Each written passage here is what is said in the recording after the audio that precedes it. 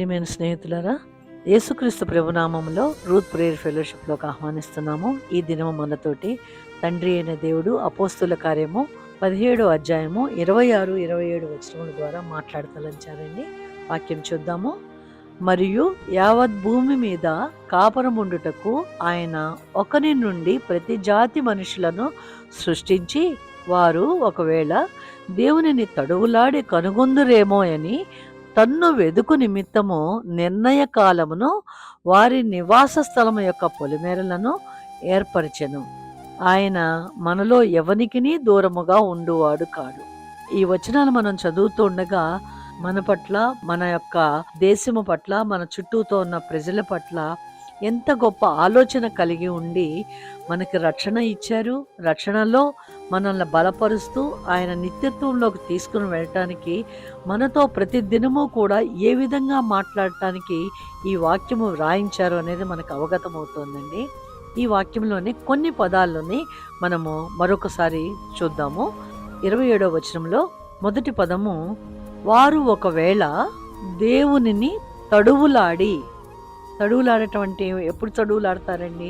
చీకట్లో ఏమీ కనపడినప్పుడు మనము ఏదన్నా తగులుతుందేమోనని తడువులాడతాము. అలాగా చీకట్లో ఉన్న ప్రజలు దేవునిని తడువులాడి కనుగొంటారేమోనని.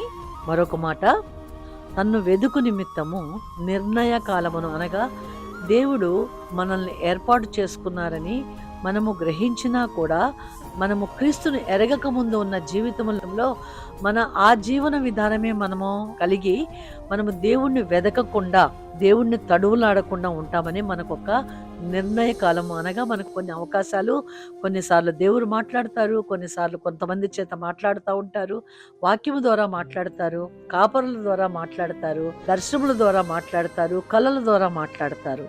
దానికి ఆయన నిర్ణయ కాలమును మనకు ఏర్పాటు చేశాను అంటున్నారు. అలాగే మూడో పదము, వారి నివాస స్థలము యొక్క పొలిమేరలను ఏర్పరిచెను. ఈ మాటకి నాకేమని అర్థమవుతుందంటేనండి, నివాస స్థలం యొక్క పొలిమేరలు అంటే మనము ఈ భూమి మీద నివసిస్తున్నాము. మన శరీరమే ఒక ఆలయము అని దేవుడు చెప్తున్నారు. నివాస స్థలం యొక్క పొలిమేరలు అంటే మన జీవన విధానములో మనం ఎదుర్కొనే పరిస్థితులలో క్రీస్తు మార్గములో మనం నడవాలి అని అంటే మనకు కొన్ని పొలిమేరలు, కొన్ని హద్దులు ఉన్నాయి అని అవి ఏర్పరిచాను. అవే దేవుడిచ్చినటువంటి పదాజ్ఞలు, కట్టడలు, నిబంధనలు అని ఈ వాక్యములో భావము నాకు అర్థమవుతోందండి. చివరికి అంటున్నారు కదా, ఆయన మనలో ఎవనికిని దూరముగా ఉండువాడు కాడు. నిజమేనండి, ఆయన మనకి దూరముగా ఉండరు. కనుకనే నన్ను వెదకని వారికి నేను దొరికి తిని. ఎందుకు నీ మాట చెప్తున్నానంటే, మనం క్రీస్తుని ఎరగకుండా, సత్యము తెలుసుకోకుండా మనము కొట్టుకుపోతూ ఉన్నప్పుడు ఆయన మనల్ని వెదికి ఆయన మన దగ్గరికి వచ్చారండి.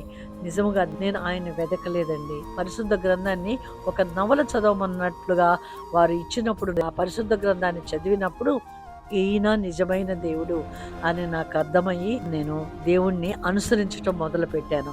అక్కడ ఉన్న మాట ఏమిటండి, ఒకవేళ దేవునిని తడువులాడి కనుగొందురేమో అని.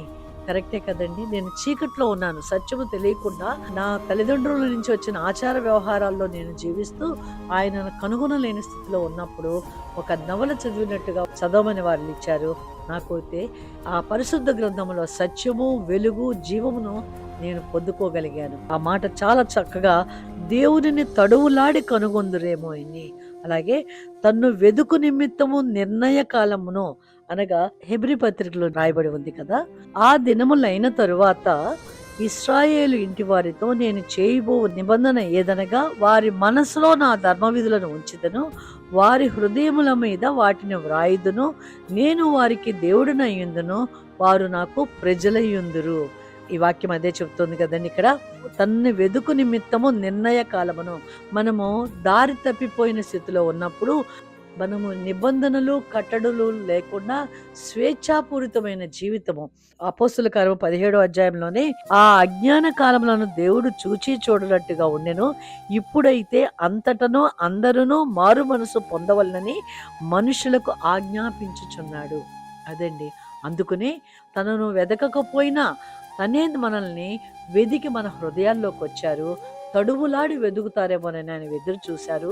మన దగ్గరికి వచ్చి ఆయన తనని తాను పరిచయం చేసుకున్నారు. అంతేకాకుండా మనము తప్పిపోకుండా మనకొక పొలిమేరలు ఏర్పాటు చేసి మన హృదయములో మన మనసులో ధర్మ విధులను ఉంచుతూ వారి హృదయముల మీద వాటిని వ్రాయుదును అని అంటున్నాను. అలాగే యెహోవా మీకు దొరుకు కాలమందు ఆయనను వెదుకుడి, ఆయన సమీపములో ఉండగా ఆయనను వేడుకొనుడి అంటున్నారు. మనము గ్రహించుకున్నప్పుడే ఈయన నా దేవుడై ఉన్నారు, నేను ఆయన కుమారుడుగా ఉన్నాను తెలుసుకోవటానికి నాకు దేవుని కృప చూపించారని ఎప్పుడైతే హృదయం అంతటితో మనము ఆయనను ఆరాధిస్తామో అప్పుడు అంటున్నారు కదా, ఆయన మనలో ఎవనికిని దూరముగా ఉండువాడు కాదు, ఆయన మనకు సమీపముగా ఉంటారండి. ఇప్పుడు చూసింది కూడా అదే మాట కదండి.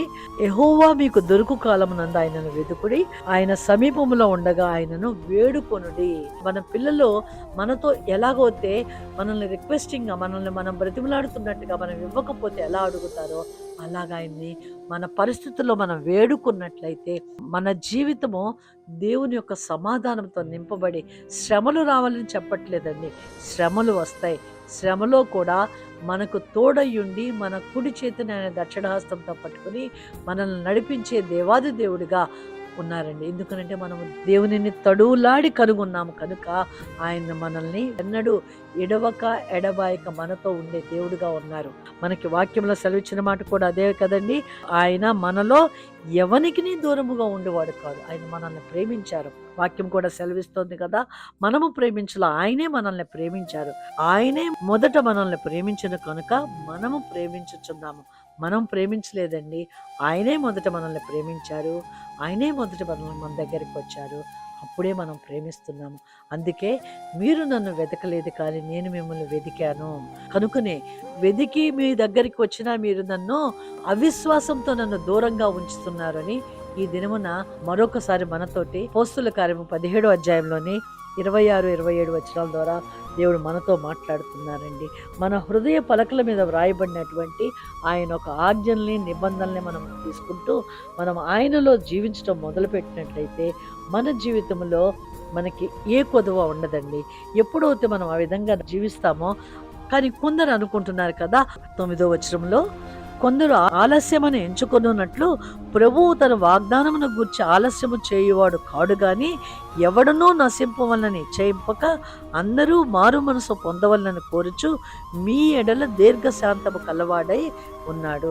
ఎందుకంటే 17వ అధ్యాయంలోని 27వ వచనంలోనే చెప్పారు కదండి, తన్ను వెదుకు నిమిత్తము నిర్ణయ కాలమును వారి నివాస స్థలము యొక్క పొలిమేరలను ఏర్పరిచెను.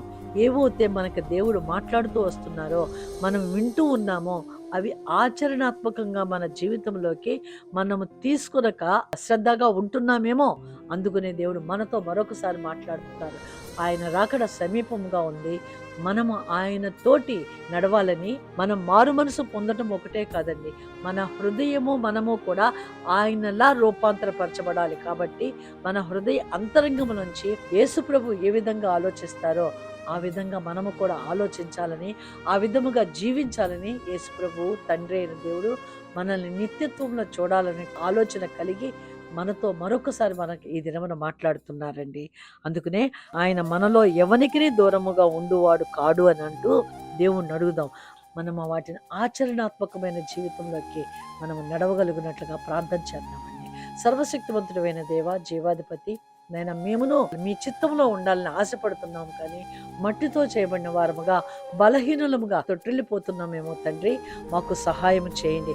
మీ చిత్తంలో జీవించగలిగే ఆ కృప మాకు దయచేయమని, దేవునిని తడువులాడి కనుగొందురేమోనని నాయన మమ్మల్ని చూస్తున్నందుకు, మాతో ఈ వాక్యం ద్వారా ఈ దినము మాట్లాడినందుకు మీకు కృతజ్ఞతాస్తుతులు చెల్లిస్తూ మాకు నైనా తండ్రి మిమ్మల్ని మీ మార్గములో నడిపించమని నజరేయుడైన యేసుక్రీస్తు ప్రభువు పేరిట ప్రార్థించి వేడుకొంచున్నాను తండ్రి. ఆమేన్.